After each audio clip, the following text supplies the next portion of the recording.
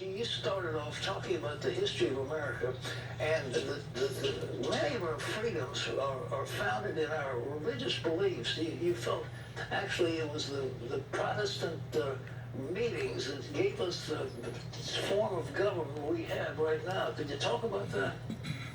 Yeah, but it's interesting because everything I believe, Pat, is in play. Both of us now have been through a lot of election cycles. You've actually, not that long ago, you were on the road and you made a pretty good run for president yourself. And if we don't understand the principles that made this country great, and that's why I started with chapter 1, and that is the Judeo-Christian principles that led the foundation. If we look at our founding document, our declaration, which says, we hold these truths to be self-evident that all men are created equal, keywords endowed by their creator with certain inalienable rights, life, liberty, pursuit of happiness.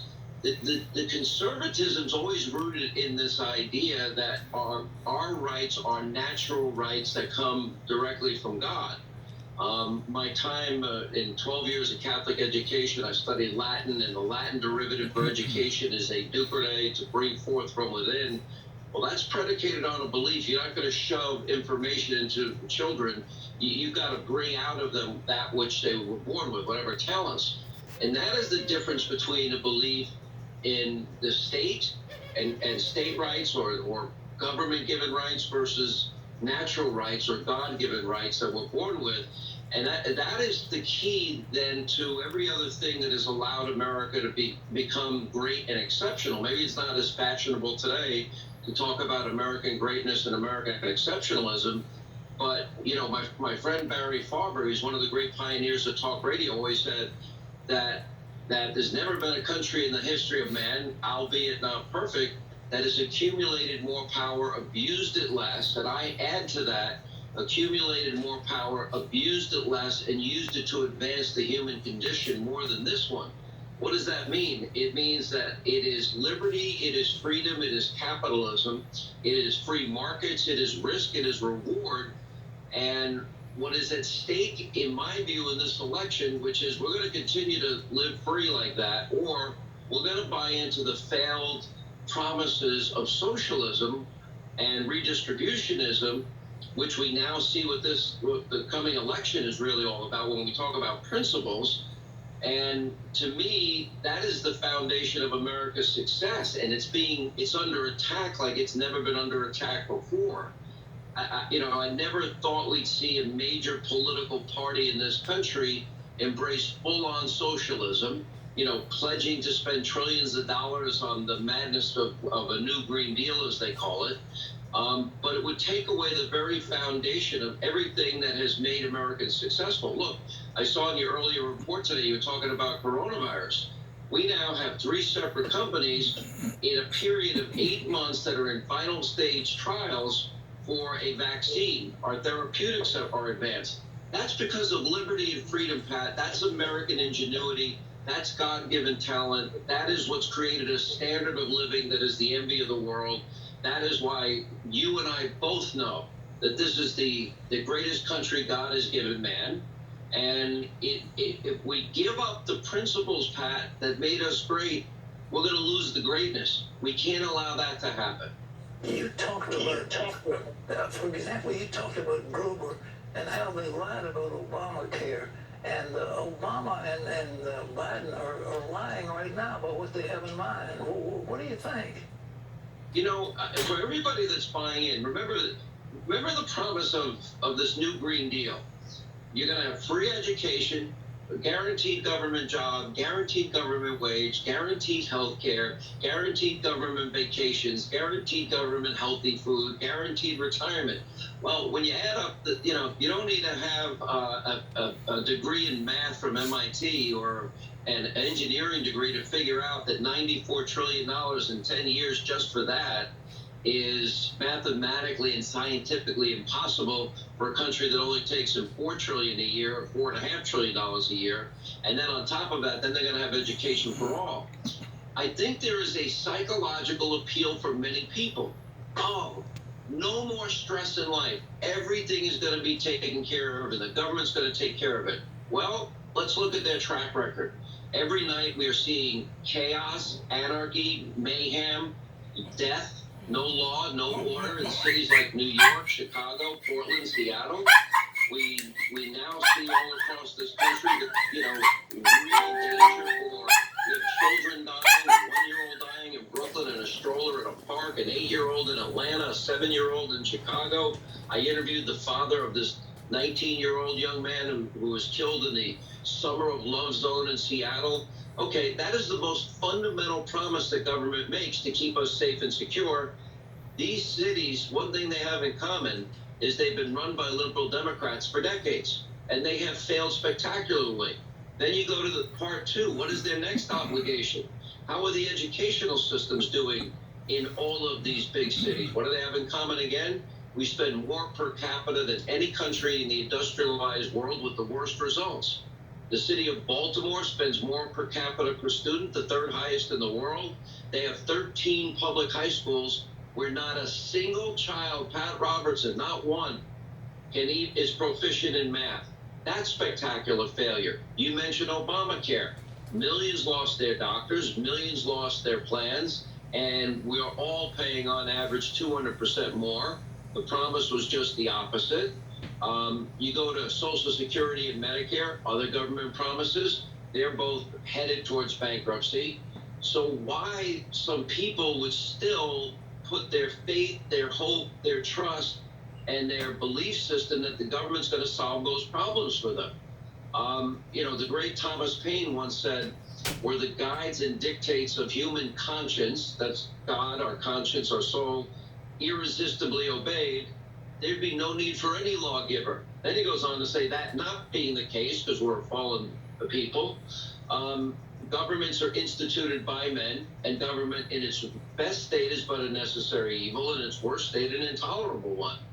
So we govern, as a conservative as I am, and I know many in your audience are, we want small government, efficient government. Let's do the things that they should be doing well. We can keep our cities safe and secure and our towns safe and secure. We absolutely know we can educate our children if we put our minds to it. If we stay with the fundamentals, and if they learn to do those things right, the American people, their innovation, their entrepreneurialism, their individualism will come through. And that is what has made the distinction between America and the rest of the world. And I'll add one thing. It's because America's been free that we've had the ability not only to right wrongs and injustices, to become a more perfect union. We still have a long way to go. But it's this country, Pat, that saved the world from communism and from fascism and from Nazism and Imperial Japan. It's this country that has led the way for wealth and prosperity and a better world for all, advancing the human condition. Son, the people, do you think that they want to take away, for example, they want to take away our First Amendment freedom of religion, and they want to downplay the whole religious matter of our conscience as the foundation of all these liberties you're talking about? Yeah, I mean, all of our rights are really under assault. Think about that. The one thing, I have a whole chapter on the history of socialism, and the one thing that is consistent, and I don't care whatever name it's given, redistributionism, statism, Mao and the revolution, I go through the history of the Bolsheviks, I go through all the satellite Soviet states of the former Soviet Union, more modern day, you can look at Venezuela, you can look at the revolution in Cuba. They all start out with the lofty promises, and they all end in poverty and misery and with a loss of freedom. But in terms of rights, there's never, for example, we're at a time where we've never been a greater ally and friend to the state of Israel. The current administration, I would argue, no president has been better for that relationship than the current president.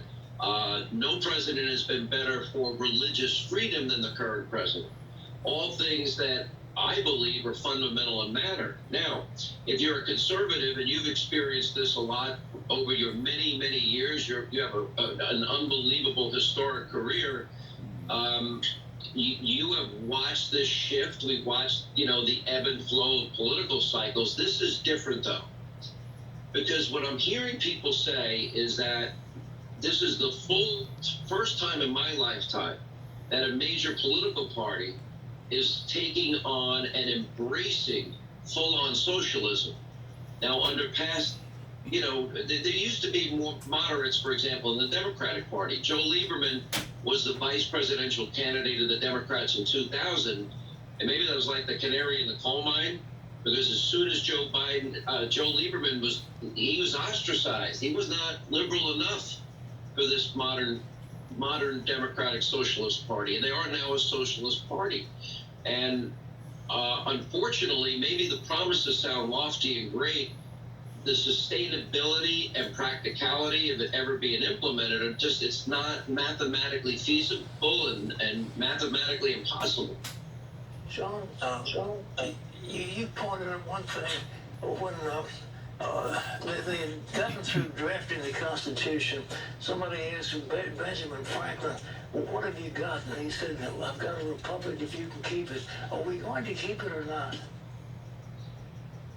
I wish I had the gift of prophecy, and I could look into a crystal ball, Pat, and I'd be able to give you a straight answer.